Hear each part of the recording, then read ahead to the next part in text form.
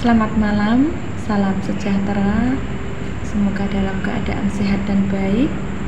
Terima kasih pada kesempatan ini saya mohon izin untuk menjelaskan tentang tugas kedua saya dari mata kuliah pengembangan kurikulum dengan dosen pengampu Bapak Taufik Muhtaram, dan saya sendiri adalah Eva Firasanti.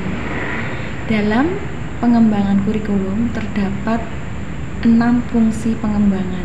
Yang pertama adalah fungsi penyesuaian, 2 integrasi, 3 diferensiasi, 4 persiapan, 5 pemilihan, dan yang keenam diagnostik. Dalam pengembangan kurikulum ini, fungsi ini berperan untuk mengembangkan kurikulum agar apa yang dibuat oleh kurikulum dapat memenuhi kebutuhan siswa dan dapat mengembangkan potensi yang ada pada diri siswa. Fungsi yang pertama adalah penyesuaian. Fungsi penyesuaian ini mempunyai maksud yaitu memiliki sifat mampu beradaptasi dengan perubahan yang terjadi di dalam lingkungan yang cenderung dinamis.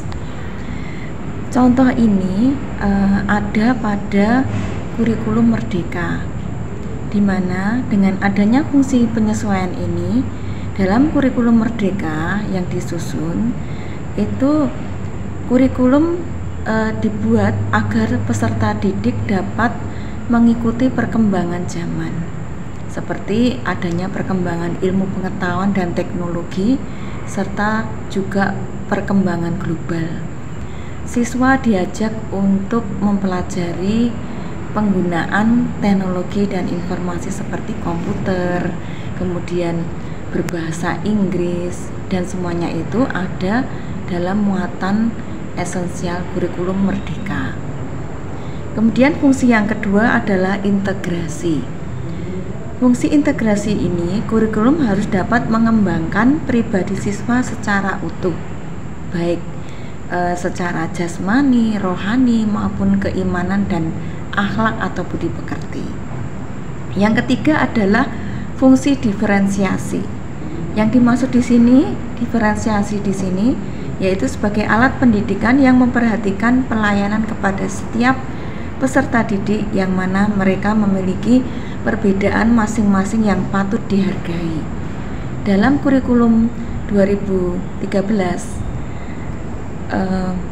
diferensiasi ini baru dalam pengembangan potensi peserta didik saja, jadi belum memperhatikan perbedaan-perbedaan yang ada pada setiap didik.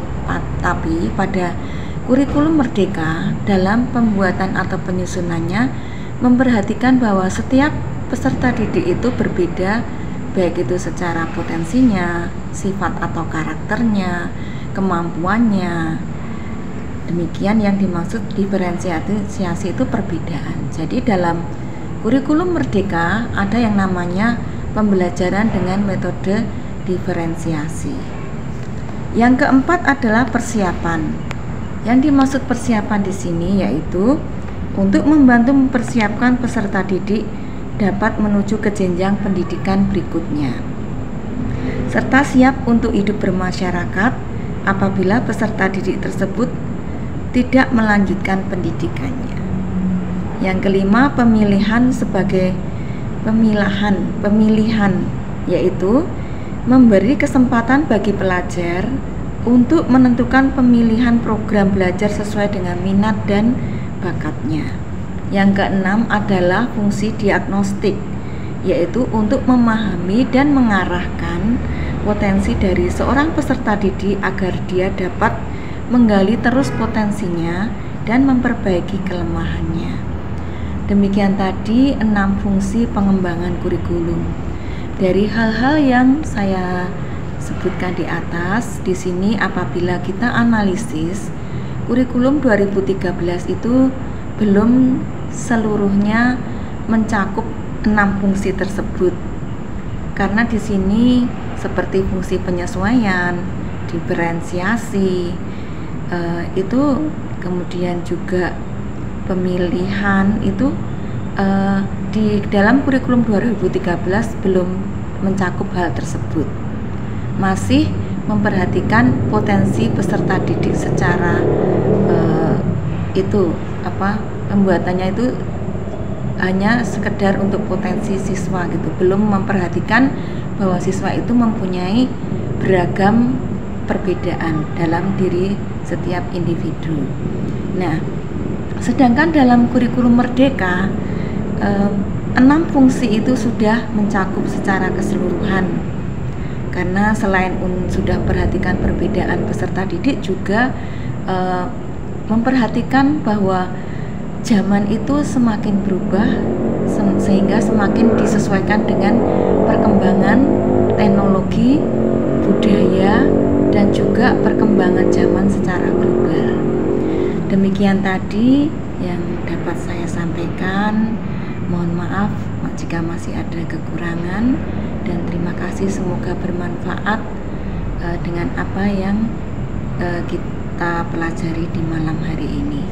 Terima kasih. Salam.